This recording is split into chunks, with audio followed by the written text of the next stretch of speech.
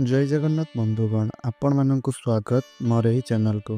आपण मानक समस्त को महाशिवरात्रि उपलक्षे हार्दिक शुभेच्छा एवं शुभकामना। तो बंधुगण एही शुभ पर्वरे पवित्र पर्वरे आपण निजर गलारे धारण करि नियंतु एही पवित्र चेर को। एही पवित्र गछर चेर को आपण धारण करिनेबा द्वारा आपणकर भाग्य चमकी उठिबो। एही चेर को आपण पिंधि नेबा द्वारा आपणको अधिक धनर प्राप्ति मध्य हेबो। महाशिवरात्रि दिन जे कौनसी भी व्यक्ति एही गछर चेर गुड़ी को धारण करि नै थांती सेही भली व्यक्ति विशेषण को कौनसी प्रकार बिना पूजा पाठ रे ही समस्त प्रकार फल प्राप्ति होता है। भगवान भोलाशंकर को एही गछर चेर अत्यंत रूप से प्रिय होता है। बंधुगण आपण माने जो एही गछटी को आमर एही वीडियो रे आपण देखिबा पई पाउछंती आपण एही गछ को केउठी ना केउठी निश्चय रूप से आपण देखिथिबे। हेले आपण माने एही गछटी को देखि करी अणदेखा मध्य करि देइथिबे। आउ मध्य एमिति होई थाई पारे एही गछटी आपणकर घर निकट रे थिबो आउ आपण एही गछ को उपाड़ी करी फोपाड़ी देई पारि थांती। काहे कि ना एही गछ को आपण सामान्य जंगली गछटी बोली भाबी नै थांती, अनाबना गछटी बोली भाबी नै थांती।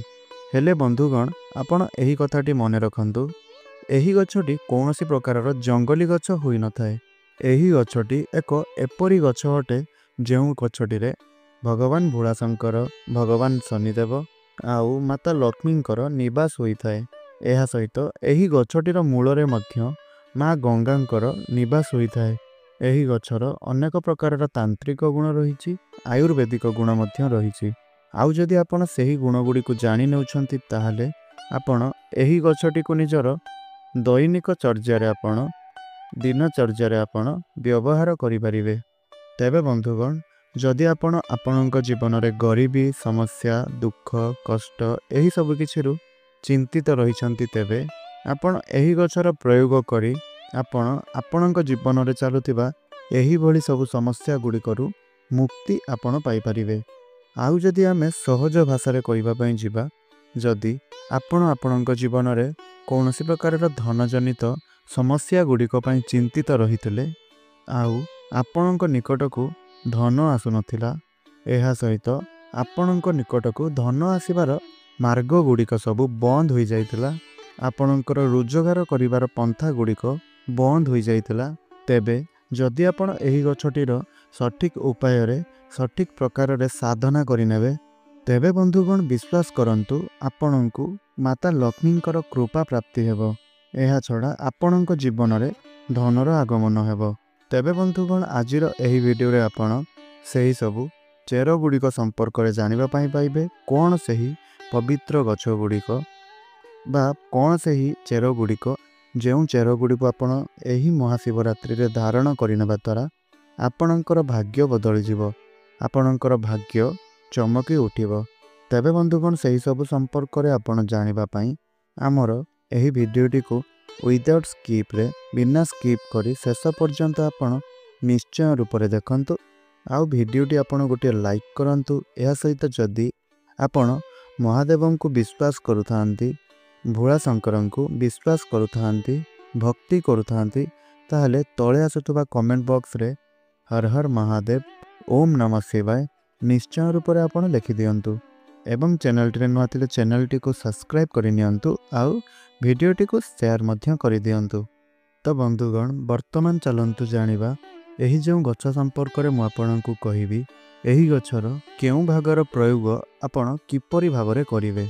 काहे कि ना कोनोसी भूल उपाय को करिबा द्वारा, कोनोसी भूल प्रयोग को करिबा द्वारा सेही उपायर आपनकु सठिक फल प्राप्ति होई न थाए। एही गछर सठिक उपाय गुड़िक जहाँ आमे आपनकु एही वीडियो माध्यम रे कहिबो। बंधुगण एही गछर दुईटी गुण रहिछि, गोटिए हेला आयुर्वेदिक गुण आउ गोटिए हेला तांत्रिक गुण। आयुर्वेदिक गुण ताहार माने हेउछि जदि आपण आपणकर कौनसी बड़ बड़ रोग को नहीं करी चिंतित रहिछंती, माने आपण बहुत टंका खर्च करि सारिलेनी हेले आपणको आपणकर सेही रोग रे आपणकर सेही बेमारीर कौनसी प्रकार फायदा देखिबा पई मिलु नाही, आपणकर शरीर सुस्थ होई पारु नाही, तेबे आपण सही समय रे एही गछर व्यवहार କରିକି ନିଶ୍ଚୟ ରୂପରେ ଦେଖନ୍ତୁ। ଆପଣ ଏହାର ସଠିକ୍ ଉପାୟ କରନ୍ତୁ, ଦେଖିବେ ଏବଂ ବିଶ୍ୱାସ ରଖନ୍ତୁ ଆପଣଙ୍କର ସେହି ବେମାରୀ ଧୀରେ ଧୀରେ ଦୂର ହୋଇଯିବ। ଏହି କାରଣରୁ ହିଁ ଏହି ଗଛର ମହତ୍ତ୍ୱ ଆମର ଆୟୁର୍ବେଦରେ ବହୁତ ଅଧିକ ରହିଅଛି।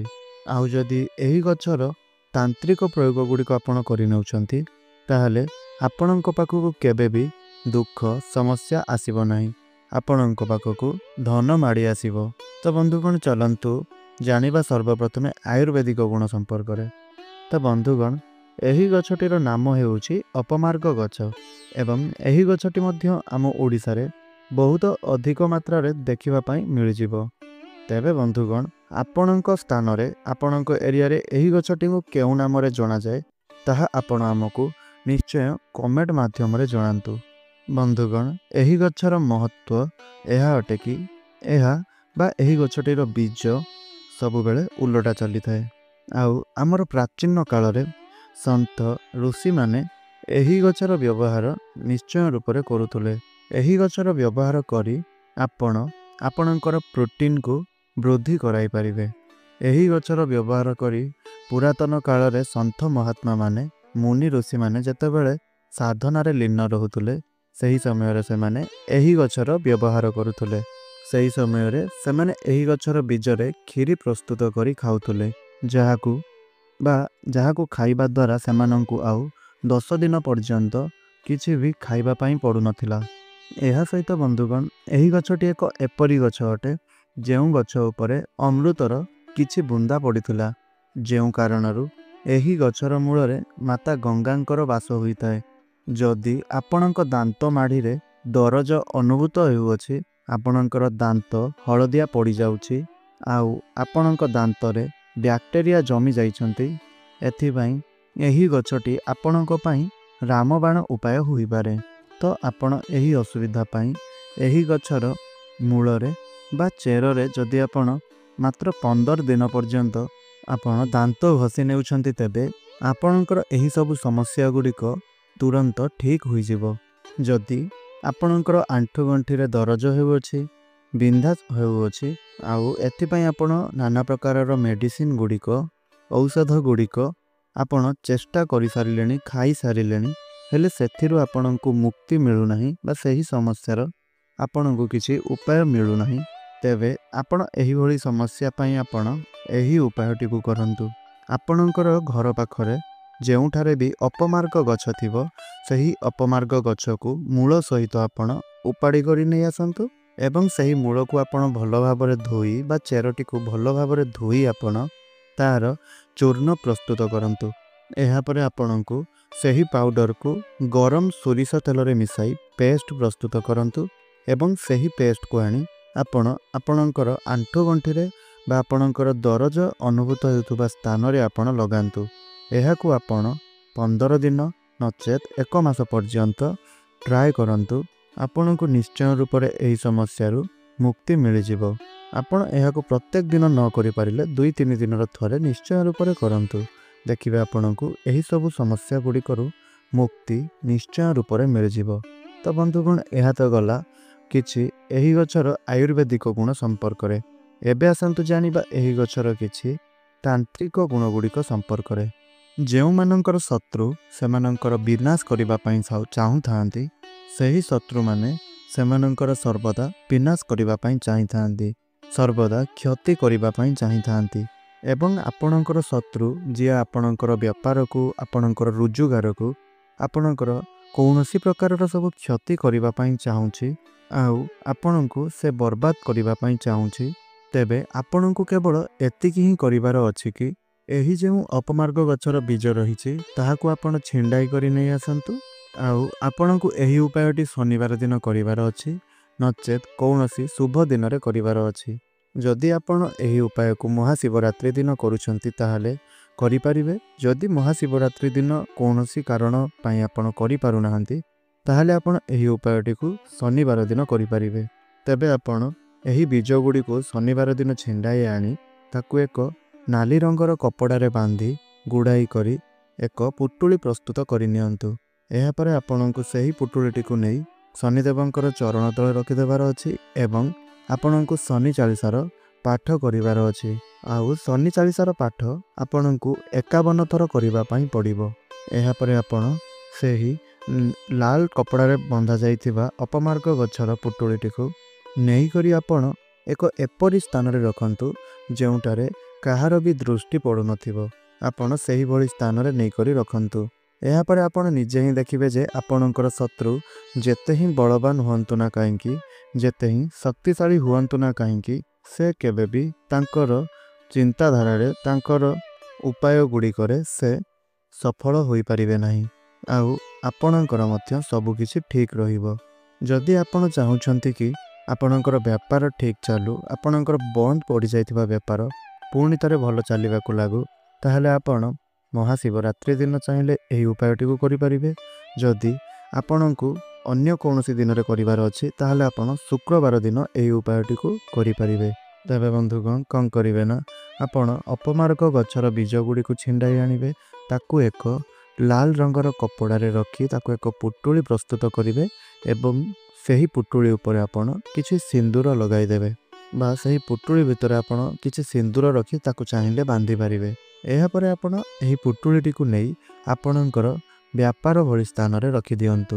ଅର୍ଥାତ୍ ଆପଣଙ୍କର ବ୍ୟାପାର ସ୍ଥାନରେ ଯେଉଁଠାରେ ଆପଣ ଆପଣଙ୍କର ଟଙ୍କା ପଇସା ରଖୁଛନ୍ତି ସେହି ସ୍ଥାନରେ ରଖିଦିଅନ୍ତୁ।